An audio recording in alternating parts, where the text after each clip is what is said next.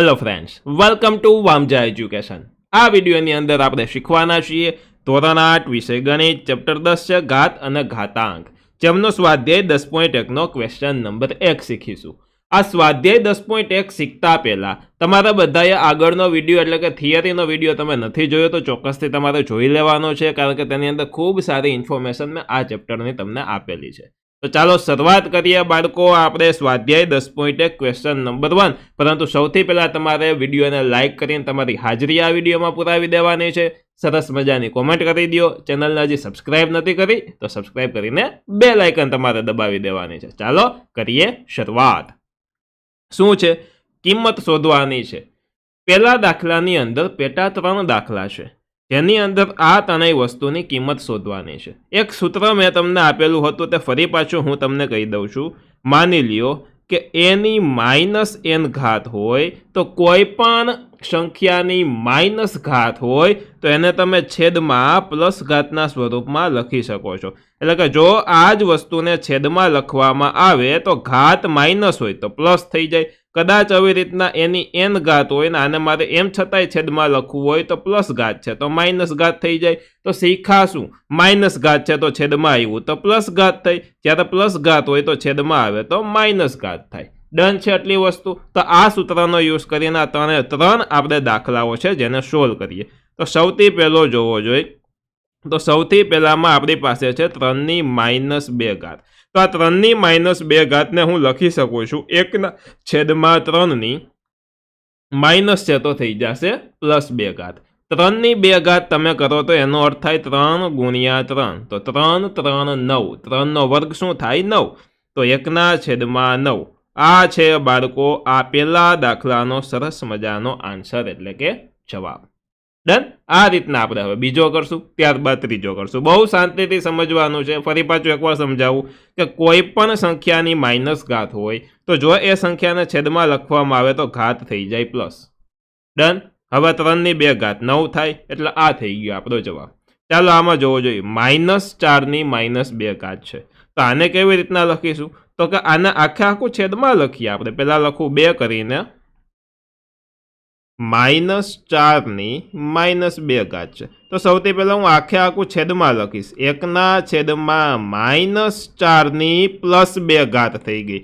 આ માઇનસ છે એ માઇનસ એમનેમ રહીએ, એને માઇનસ પ્લસ એવું કરવાનું નહીં, જે છે એમનેમ રહીએ, ખાલી છેદમાં લખો તો ઘાતની નિશાનીમાં ફેરફાર થાય।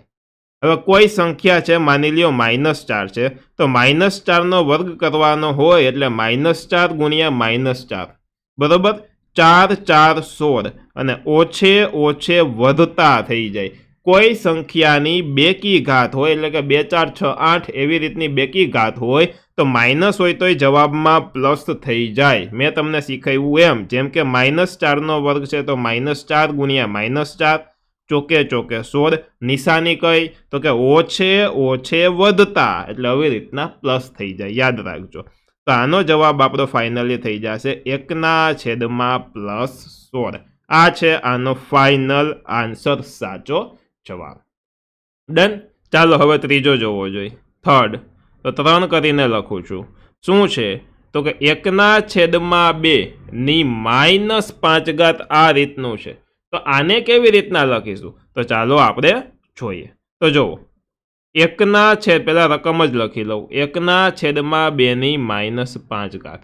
હવે આપણે એવું શીખાતા કે કોઈ પણ સંખ્યા હોય એને છેદમાં લઈ જાય તો ઘાત છે તે પ્લસ થઈ જાય, બરોબર? તો આને હું એમ માની લ્યો તમે આ એક જ સંખ્યા છે, કેવી છે? એક સંખ્યા છે, તો એ આખી સંખ્યાનું 1/2 લઈ જાવ તો ભલે ને સંખ્યામાં 1/2 છે તો શું થઈ ગયું? તો એની ઘાત કેવી થઈ ગઈ? પ્લસ થઈ ગઈ। કેવી થઈ ગઈ? પ્લસ ઘાત થઈ ગઈ। ડન છે। તો ચાલો હવે આમાં આપણે એક એવું પણ નિયમ ભણ્યા હતા કે માની લ્યો કે કોઈ સંખ્યા છે આવી રીતના 1/2 હતી તો એની ઘાત છે 5, તો આ 5 ઘાત છે 1/5 ઘાતના છેદમાં 2/5 ઘાત, આ રીતે પણ લખી શકાય। એટલે કે આ જે ઘાત છે આ બંને પદને સેપરેટ એટલે કે અલગ અલગ આપી શકાય, એ રીતનું સ્ટેપ આપણે ભણ્યા હતા થિયરીમાં। તો આ જે 5 ઘાત છે જે હું 1 અને 2 ને અલગ અલગ આપી દઉં છું, તો 1/1/5 ઘાત ના છેદમાં 2/5 ઘાત મેં આ રીતે લખ્યું। બરોબર. આ જ દાખલાનું નેક્સ્ટ પેજમાં લઈ લઉં તો આપણને સ્પેસ મોટી મળી જાય તો આપણને થોડુંક સમજવામાં સહેલું પડે. ડન? ચાલો, ડન છે.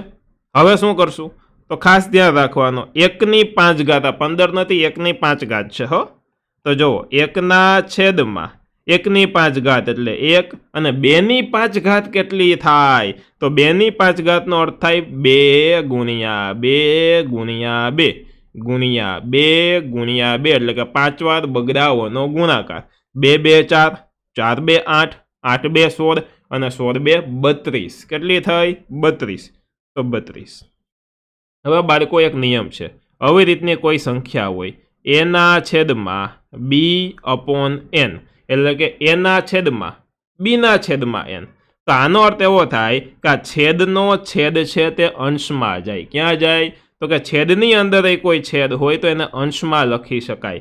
તો આમાં તમે જોવો કે આ છેદ અને એની અંદર આ છેદ છે તો એને કઈ જગ્યાએ લખવાનો? અંશમાં લખવાનો. આ એક રૂલ છે, નિયમ છે. તો આનો જવાબ આવશે 32/1 એટલે કે ખાલી 32 પણ તમે લખી શકો. તો આ થઈ ગયો આમનો જવાબ. કેવું થશે? આ 32 છેદમાં છે, છેદના છેદમાં છે તો એ અંશમાં જશે. તો 32 ગુણ્યા 1 32 થઈ જશે.